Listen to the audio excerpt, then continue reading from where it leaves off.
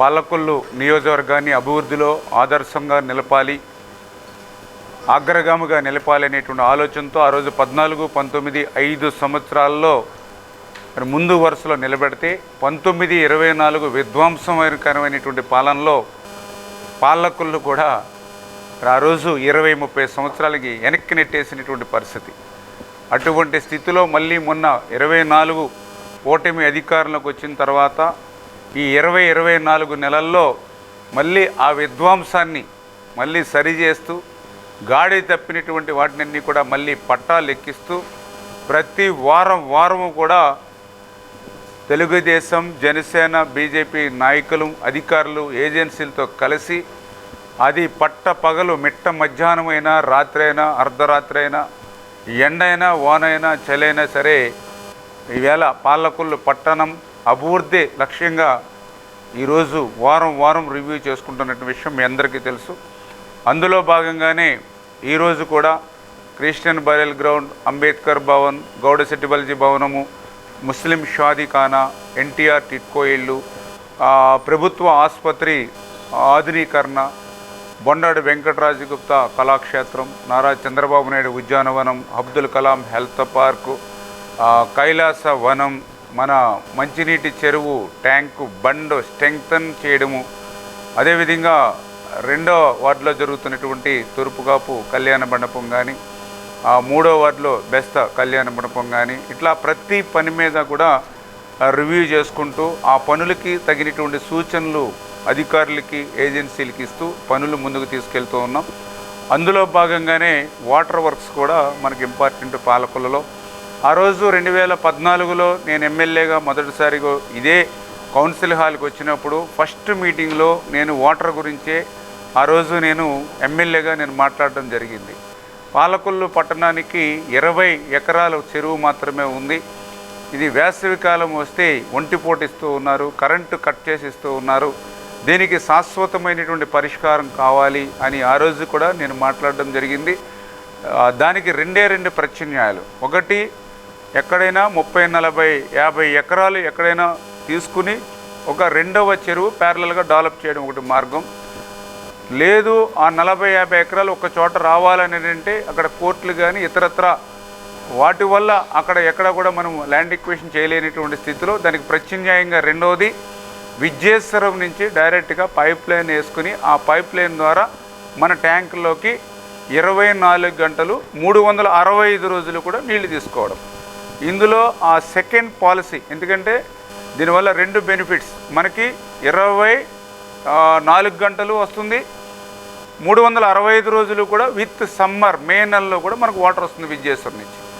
Number 2, కలుషితం లేనిటువంటి నీరు వస్తుంది. ఎందుకంటే ఈరోజు కాలువల్లోనూ, పిల్ల కాలువల్లోనూ, బోధుల్లోనూ ఎక్కడ చూసినా ఏ జంతువు చనిపోయినా ఆ కలేబరాలన్నీ కుక్కల దగ్గర నుంచి, కోళ్ళ దగ్గర నుంచి, పశువుల దగ్గర నుంచి ఆ కాలువల్లోకి గంటేస్తూ ఉన్నారు. డ్రైనేజీ వాటర్లో అయితే కాలువల్లోకి ఉంటున్నటువంటి పరిస్థితి. అటువంటి కలుషిత నీరు లేకుండా డైరెక్ట్ పైప్ లైన్ అయితే సురక్షితమైనటువంటి నీరు వస్తుందనేటువంటి ఉద్దేశంతో ఆ రోజు నేను 2018లో ఆ రోజు కూడా నారాయణ గారు పట్టణాభివృద్ధి శాఖ మంత్రిగా ఉంటే మన బాధలు, మన కష్టాలు ఆయనకి తెలియజెప్పి, ఆ రోజు చంద్రబాబు నాయుడు గారికి కూడా తెలియజెప్పి, మాకు ప్యారలల్గా ఇంకొక మంచినీటి చెరువు డెవలప్ చేసుకునే అవకాశం లేదు కాబట్టి ఈ యొక్క డబల్ బెనిఫిట్ ఉంటుంది కాబట్టి విజయేశ్వరం నుంచి ఇమ్మని చెప్పి ఆ రోజు 253 కోట్ల రూపాయలు 2018లో ఆ రోజు నేను నిధులు మంజూరు చేసి ఆ రోజు ఒక జీవోను కూడా మనం ఆ రోజు రిలీజ్ చేయడం కూడా జరిగినటువంటి పరిస్థితి చాలా క్లియర్గా. 18/12/2018 జీవో నెంబర్ వచ్చి 406 406 జీవో నెంబరు 18/12/2018. ఆ రోజు జీవోని తీసుకొచ్చి అందులో మన పాలకొల్లుకి సంబంధించి 253 కోట్ల రూపాయలు ఆల్రెడీ ఆ జీవోలో నిధులు మంజూరు చేసి, ఇది కూడా చాలా క్లియర్గా ఏదైతే ఏఐబి కొంత పర్సంటేజ్, స్టేట్ గవర్నమెంట్ కొంత, ఇట్లా ప్రొవిజన్స్ తోటి సహా మనకి జీవో రిలీజ్ చేస్తాం 2018లో. ఈ జీవోని రిలీజ్ చేయడమే కాదు, ఆ రోజు మనం టెండర్లను కూడా పిలిచాము, ఏజెన్సీని ఫిక్స్ చేశాము, శంకుస్థాపన కూడా చేశాం. తీరా పనులు మొదలుపెట్టి జరుగుతున్న సమయానికి ప్రభుత్వం మారింది. అంతే, ఆ విధ్వంసం పోలవరానికో రాజధానికో పరిమితం కాల, మన పాలకొల్లుకు కూడా విధ్వంసం వచ్చినట్లుగానే ఈ యొక్క 253 కోట్ల రూపాయల విద్యేశ్వరం పైప్ లైన్ కూడా ఆ విధ్వంసానికి బలై 5 సంవత్సరాలు దాని ఊసే లేనిటువంటి పరిస్థితి, దాన్ని పూర్తిగా రద్దు చేసేసి అటకెక్కించినటువంటి పరిస్థితి. అంటే ఈ యొక్క వైఎస్ఆర్సీపీ నాయకుల యొక్క నిర్లక్ష్యం కానీ చాలా క్లియర్గా మనందరికి కూడా అర్థమయ్యేటువంటి పరిస్థితి. ఇది నేనేమో ఈరోజు మళ్ళీ మంత్రిగా ఉండి చెప్పట్లా, చాలా క్లియర్గా ఆ రోజు జీవో చూపించాం. 2018లో మనం శాంక్షన్ ఇచ్చినటువంటి జీవో, ఇవన్నీ కూడా టెండర్స్ అగ్రిమెంటు. ఆ రోజు దాన్ని నేను చెప్పడం కాదు, స్వయంగా ఆ రోజు బొత్స సత్యనారాయణ గారు అసెంబ్లీలో కూడా చెప్పారు. అసెంబ్లీలో కూడా ఆయన చాలా క్లియర్గా, ఆయన బొత్స సత్యనారాయణ గారు పట్టణాభివృద్ధి శాఖగా ఆ రోజు నేను ఒక క్వశ్చన్ వేసాం. మంగళవారం 16వ తేదీ జూలై 2019, అంటే మన గవర్నమెంట్ అయిపోయి నెక్స్ట్ వైఎస్ఆర్సీపీ గవర్నమెంట్ జూన్లో వచ్చింది. జూలై నెలలోనే 2019 జూలై నెలలోనే ఆ సెషన్లో నేను ఒక క్వశ్చన్ వేసాం అసెంబ్లీలో. పాలకొల్లు పట్టణ త్రాగునీరు మీద నేను క్వశ్చన్ వేసాను. ఆ క్వశ్చన్ చాలా క్లియర్గా, ఎందుకంటే బొత్స సత్యనారాయణ గారిది కూడా వీడియో ఉంది, పెడతాను మీకు. కాకపోతే కొంచెం లాంగ్వేజ్ ప్రాబ్లం ఉంటుంది కాబట్టి నేనే అంటే మీకు బాగా క్లియర్గా అర్థమయ్యేటువంటి విధంగా కొంచెం చాలా క్లియర్గా ఉంది ఇక్కడ. ఏదైతే క్వశ్చన్ మనం అడిగాం ఆ రోజు, గౌరవనీయులైన పురపాలక పరిపాలన మరియు పట్టణాభివృద్ధి శాఖ మంత్రి గారు దయచేసి కింద సమాచారం తెలియజేస్తారా? Doctor Nimmala Ramanaidu MLA. Question number 1, Vidyeswaram నుండి పాలకొల్లు వరకు పైప్ లైన్ ద్వారా గోదావరి జలాలను సరఫరా చేయడానికి ఒక త్రాగునీటి పథకాన్ని ప్రభుత్వం మంజూరు చేసిన విషయం వాస్తవమేనా? The first question. సెకండ్, అయితే ఆ వివరాలు ఏమిటి? మూడవ ప్రశ్న, ఆ పథకాన్ని ఎప్పట్లాగా పూర్తి చేయడం అవుతుంది అని మనం ఈ యొక్క పట్టణాభివృద్ధి మీద సంబంధించినటువంటి మంత్రికి మనం వాటర్ మీద క్వశ్చన్ చేసాం. దానికి ఆయనగా రిటర్న్గా సమాధానం ఇచ్చారు. అదేవిధంగా వీడియోలో కూడా ఆయన సమాధానం కూడా ఉంది. అందులో చాలా క్లియర్గా దీనికి సమాధానాలు, విద్యేశ్వరం నుంచి పాలకొల్లు వరకు పైప్ లైన్ త్రాగునీటి పథకం ప్రభుత్వం మంజూరు చేసిందా అని అడిగితే ఆ మొదటి ప్రశ్నకు సమాధానం అవునండి, అంటే ఆయన యాక్సెప్ట్ చేశాడు, దీన్ని గవర్నమెంటు మంజూరు చేసిందని. అయితే ఆ వివరాలు ఏంటి అని రెండో క్వశ్చన్కి సమాధానం ఆయన, విద్యేశ్వరం నుండి పాలకొల్లుకు గోదావరి నదీ జలాలను గ్రిడ్ పైప్ లైన్ ద్వారా అందించడానికి ఈ ప్రాజెక్టును ప్రతిపాదించడమైనది. ఏషియన్ ఇన్ఫ్రాస్ట్రక్చర్ ఇన్వెస్ట్మెంట్ బ్యాంకు అంటే ఏఐబి ప్రాజెక్టు కింద ఈ పనిని మంజూరు చేయడమైనది. ఈ ప్రాజెక్టు కోసం 253.30 కోట్లకు ప్రాజెక్టు కోసం 253.30 కోట్లకు సంబంధించిన పరిపాలన అనుమతికి ప్రభుత్వం ఆమోదాన్ని తెలిపింది. ఇది ఆ వివరాలు. మూడో క్వశ్చన్, ఎప్పటిలాగా పూర్తవుతుందని అంటే మూడో దానికి ఆన్సర్, కాంట్రాక్టర్తో ఒప్పందం కుదుర్చున్నప్పటి నుండి 24 నెలల లోపు ప్రాజెక్టుని పూర్తి చేయడం అవుతుంది. అంటే 2019లో ఆయన నాకు ఇచ్చినటువంటి ఆన్సర్ జూలై నెలలో. మరి అంటే ఆల్రెడీ తెలుగుదేశం గవర్నమెంట్లో 253 కోట్ల రూపాయలు నిధులు మంజూరు చేశారు విద్యేశ్వరం నుంచి పాలకులు, కానీ స్వయంగా వైఎస్ఆర్సీపీ ప్రభుత్వంలో ఉన్నటువంటి స్వయంగా పట్టణాభివృద్ధి శాఖ మంత్రి సమాధానం చెప్పారు. ఆయన ఆన్సర్ కూడా ఏం చెప్పారు, 24 మంత్స్ పూర్తి చేస్తామని చెప్పారు. మరి 2019 జూలై అంటే 2020, 2021 అంటే ఖచ్చితంగా 2021 కల్లా ఇది పూర్తయి ఉండాలి. 2021 కల్లా ఈ పనులు పూర్తి చేసి ఉంటే మరి ఈవేళ పాలకొల్లు పట్టణానికి ఈరోజనే కాదు కదా, 2021 నుండి కూడా మే నెలలో మన మంచినీళ్ళకి చెరువుకి నీళ్ళు వచ్చి ఉండేవి. మన పత్రికా విలేకరులు కూడా మీరు కూడా ఒకసారి కూడా ఆలోచన చేసుకోండి. నిజంగా మనం నిధులు తెచ్చాం, నేను చెప్పడం కాదు, సాక్షాత్తు ఆ మంత్రి గారే అంగీకరించారు. మరి ఈ పనులు 24 నెలల్లో పూర్తి చేస్తామని ఆ రోజు అసెంబ్లీలో చెప్పారు. మరి మేము తెచ్చినటువంటి నిధులు కూడా పనులు చేయకపోతే మరి ఏ ఒక్క వైఎస్ఆర్సీపీ నాయకుడైనా దీని గురించి ఆలోచించారా? పాలకొల్లు నాయకుడు కానీ జిల్లా నాయకులు కానీ ఎవరైనా ఆలోచించారా? అరే ఈ పనులు పూర్తి చేస్తే మన పాలకొల్లు పట్టణానికి నీటి ఎద్దడి ఉండదు, మే నెలలో కూడా 2 పూట్ల పుష్కలంగా సురక్షితమైనటువంటి త్రాగునీరు ఇవ్వచ్చు అనేటువంటి ఆలోచన ఒక్క నాయుడైనా చేశారా? ఆ రోజు 2021లోనే పూర్తయి ఉంటే ఈరోజు ఎంత సురక్షితమైనటువంటి త్రాగునీరు 21 నుంచి వచ్చి ఉండేది. మరి వేళ దీనికి కారకులు వైఎస్ఆర్సీపీ ప్రభుత్వం కాదా? చాలా క్లియర్గా దీనికి సంబంధించి నేను ఇప్పుడు ఇచ్చాను, పేపర్స్ కూడా మీకు ఇస్తాను, దాని మీద కూడా నా ఆన్సర్ కూడా ఉంది. ఇదంతా మీకు చదివి వినిపించలేము కాబట్టి, కానీ నేను మాట్లాడినటువంటి వాయిస్ ఉంది. అదేవిధంగా మళ్ళీ బొత్స గారు కూడా దానికి సంబంధించినటువంటి ఆన్సర్ కూడా ఉంది. చాలా క్లియర్గా ఆయన కూడా మాట్లాడిందే మీకు నేను చదివి వినిపించాం. గోదావరి నదీ జలాలు గ్రీడ్ పైప్ లైన్ ద్వారా అందించడానికి ప్రాజెక్టు ప్రతిపాదించడమైంది. Estate infrastructure investment bank project కింద ఈ పని మంజూరు చేయడమైంది. ప్రాజెక్టు కోసం 253.30 కోట్లకు సంబంధించి పరిపాలన అనుమతికి ప్రభుత్వం ఆమోదాన్ని తెలిపింది. శ్రీకృష్ణ కాంట్రాక్ట్తో ఒప్పందం కూర్చున్నప్పటికీ 24 నుండి 24 నెలల లోపు ప్రాజెక్టు పూర్తి చేయబడుతుంది. ధన్యవాదాలు అధ్యక్ష. మరి ఏదైతే ఈవేళ గలగల నీరు పారేటువంటి గోదావరి జిల్లా, మరి డెల్టాలో మా జిల్లా మా పాలకుల్లోనే త్రాగునీరు కొరత అనేది చాలా తీవ్రంగా ఉంది అధ్యక్ష. ఆ రోజు 30,000 జనాభాకు సరిపడేటువంటి నీరే పాలకుల్లో ఉన్నటువంటి పరిస్థితి. ఈ రోజు 80,000 జనాభా పెరిగినా కూడా ఆ 30,000 జనాభా ఫెసిలిటీస్ నే ఈ రోజు యూజ్ చేసుకోవడం వల్ల రోజుకి 1 గంట మాత్రమే నీరు ఇచ్చేటువంటి పరిస్థితి. మరి ఇటువంటి పరిస్థితుల్లో మరి డైరెక్ట్ గా విజయేశ్వరం నుంచి డైరెక్ట్ గా పాలకొల్లుకి పైప్ లైన్ శాంక్షన్ చేసి దాని నిమిత్తం పెర్ హెడ్ 135 లీటర్లు ప్లస్ రా వాటర్ కాబట్టి 150 లీటర్లు ప్రతి వ్యక్తికి ప్రతిరోజు అందేటువంటి విధంగా, మరి అది కూడా పెరిగేటువంటి జనాభాను దృష్టిలో పెట్టుకుని 1948 పాపులేషన్ ఎంత పెరుగుతుందో దాన్ని దృష్టిలో పెట్టుకుని మరి ఆ రోజు పాలకొల్లుకి గౌరవ మంత్రివర్యులు చెప్పినట్లుగా 253 కోట్ల రూపాయలు మరి శాంక్షన్ అయినటువంటి పరిస్థితి ఉంది అధ్యక్ష.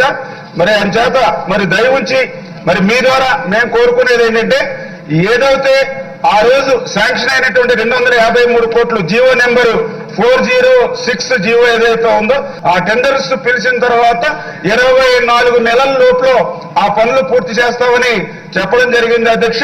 చాలా సంతోషం.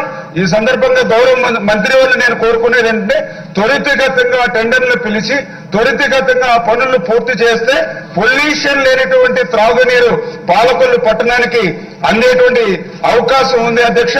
పైగా ఈ యొక్క అమౌంట్స్ కూడా మరి ఏదైతే అంతా కూడా 70% బ్యాంకు నుంచి, అంటే ఏషియన్ ఇన్ఫ్రాస్ట్రక్చర్ ఇంప్రూవ్మెంట్ బ్యాంక్ నుంచి 174 కోట్లు, స్టేట్ గవర్నమెంట్ 74 కోట్లు, మా మున్సిపల్ సంబంధించి ఓఎన్ఎం అంటే ఆపరేషన్ అండ్ మెయింటెనెన్స్ 4 కోట్లు, టోటల్ గా 253 కోట్లు కూడా మరి బ్యాంకుల ద్వారా గవర్నమెంట్ ద్వారా వస్తూ ఉన్నాం. కాబట్టి దయ ఉంచి ఈ పాలకులు త్రాగునీరు కొరతను మరి త్వరితగతంగా తీర్చాలి.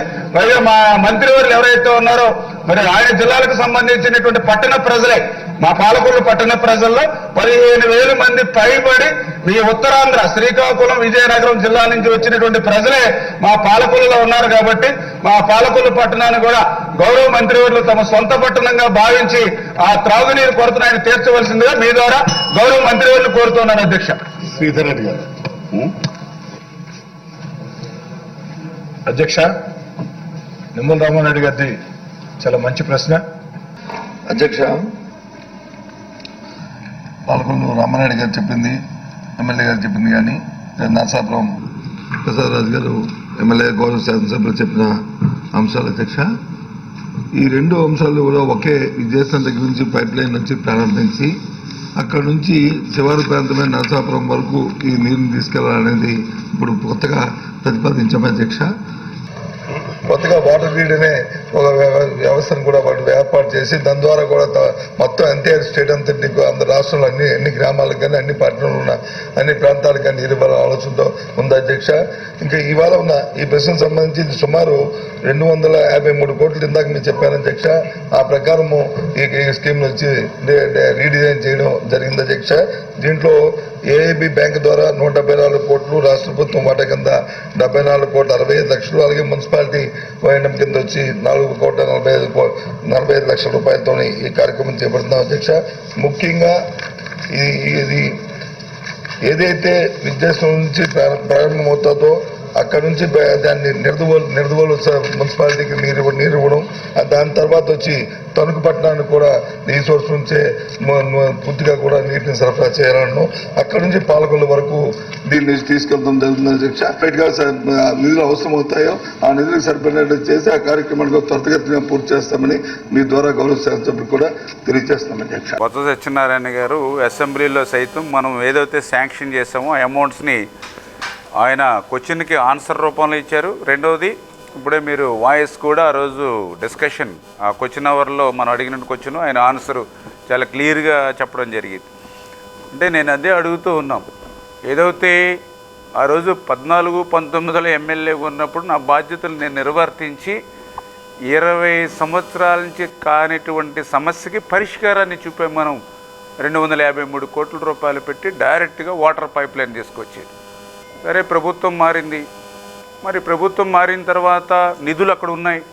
అది కూడా ఇప్పుడే చెప్పాం, ఏషియన్ బ్యాంక్ స్టేట్ గవర్నమెంట్ కూడా పూర్తి భారం కాదు, అది 70% అంతా కూడా బ్యాంక్ నుంచి వచ్చేటువంటి లోను.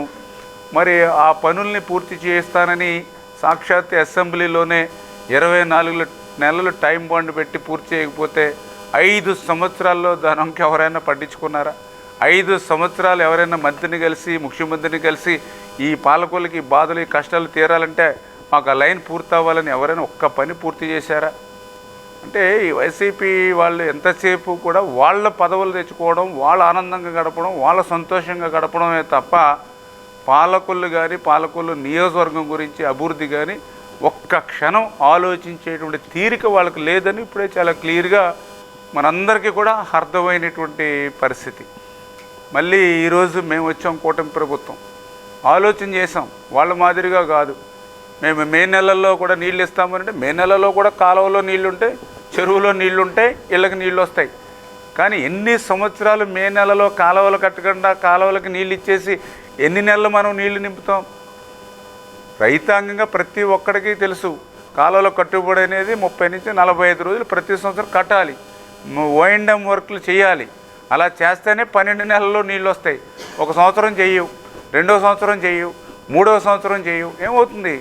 మొత్తం నీళ్ళు రావడమే ఆగిపోతుంది. మే నెలలో కాదు, వర్షాకాలంలో రావు, శీతాకాలంలో కూడా నీళ్ళు రావు, కాలువలు పూడిపోతాయి. మరి పనులు చేసుకోవాలి కదా.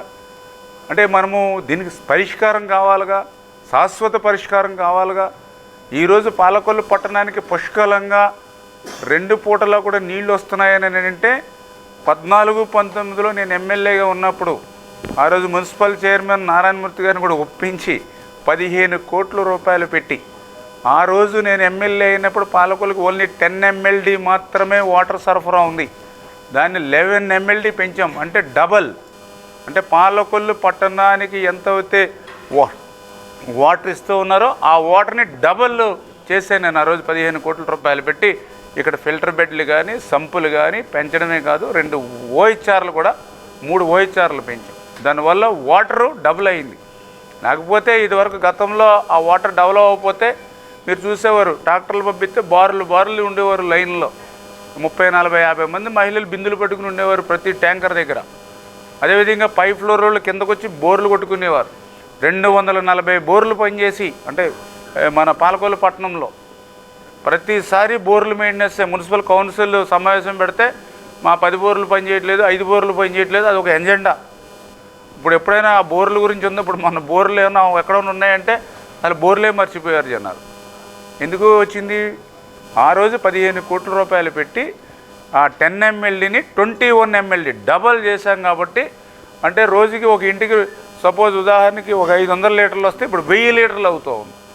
అంటే డబుల్ అయింది కాబట్టి ఇంక వేరే వాటితో పని లేదు. కానీ ఎప్పుడు కాలువలో నీరు ఉన్నంతసేపు అది జరుగుతుంది, ఎందుకంటే చెరువు చిన్నది కాబట్టి. ఆ కాలువలో నీరుండి చెరువులో నీరుంటే అట్లనే డబుల్ ఇచ్చేస్తాం. కానీ సమ్మర్ 45 రోజులు అనేటప్పటికీ ఆ ఇబ్బంది వస్తుంది. అందుకే ఈవేళ చేస్తారు. ఈవేళ మేము కూటమి ప్రభుత్వం అధికారంలోకి వచ్చాం, మళ్ళీ ఆ పథకం రద్దు అయిపోయింది. ఎంత దుర్మార్గమో చూడండి. వైసీపీ వాళ్ళు చేసినటువంటి దుర్మార్గానికి ఆ యొక్క కాలపరిమితి ముగిసిపోవడంతో ఆ ఏషియన్ బ్యాంకు కూడా ఆ యొక్క రుణాన్ని వెనక్కి తీసుకుంటే మళ్ళీ నారాయణ గారిని రెస్పాన్సిబిలిటీ కాబట్టి మనం ఆ రోజు పాలకులు తీసుకొచ్చాం. మొన్న 24లోనే తీసుకొచ్చి మళ్ళీ ఆ చెరువు చూపించి, మన శాంక్షన్లు చూపించి, ఆ శిలాఫలకం చూపించి ఆయనకి అప్పుడు మళ్ళీ దీన్ని జాగ్రత్తగా మళ్ళీ 7-8 నెలలు మళ్ళీ ఢిల్లీ అన్నీ తిరిగి మానిటరింగ్ చేసి బ్యాంకులతో కూడా మళ్ళీ తిరిగి ఒప్పందం చేసుకుని మళ్ళీ ఆ లోన్ రీశాంక్షన్ చేసుకుని ఇప్పుడు టెండర్లు పిలిచారు. ఎన్సీసీ ఏజెన్సీకి వచ్చింది. మొన్ననే 5 నెలలు దాని డిజైన్స్ కూడా పూర్తయ్యాయి. మొత్తం 132 కిలోమీటర్ల 112 కిలోమీటర్లు 112 కిలోమీటర్ల వాటర్ పైప్ లైన్ రేపు డైరెక్ట్గా ఇప్పుడు ఏదైతే నిడదవోలు, తణుకు, పాలకొల్లు, నర్సపూరు, భీమవరం ఇవన్నీ కవర్ అయ్యే విధంగా 112 కిలోమీటర్లు. ఈవేళ ఆ పనులకు సంబంధించి డిజైన్స్ పూర్తయ్యాయి. ఇప్పుడే ఎన్సీసీ ఏజెన్సీని కూడా ఇప్పుడు మనం పిలిచాం. ఇప్పుడే 32 కిలోమీటర్ల పైపులు ఆర్డర్లు పెట్టామన్నారు. ఇప్పుడే నేను కంపెనీ ఎవరైతే ఏజెన్సీ ఉన్నారో ఆయన ఎండీ గారితో కానీ అధికారులతో కానీ మాట్లాడుతూ ఉన్నాం. సాధ్యమైనంత వరకు మన పీరియడ్లోనే ఇది మనం పూర్తి చేసి అంటే అట్లీస్ట్ 2027 అంటూ ఉన్నాం. మరి ఒక సంవత్సరం అటు ఇటు అయినా పూర్తి చేస్తే 12 నెలలు సురక్షితమైనటువంటి త్రాగునీరు వస్తుంది. 365 రోజులు కూడా సురక్షితమైనటువంటి నీరు వస్తుంది. మే నెల కాలువలు కట్టేసుకున్న విద్యేశ్వర నుంచి మీ నీళ్లు మీకు చెరువులోకి వస్తూనే ఉంటాయి. మరి ఇంత చక్కగా ఇంత పాలకొల్లు పట్టణ ప్రజల యొక్క అవసరాలు తీర్చేటువంటి విధంగా ఆ రోజు మేము పనిచేస్తాం, ఈరోజు మేము పనిచేస్తాం.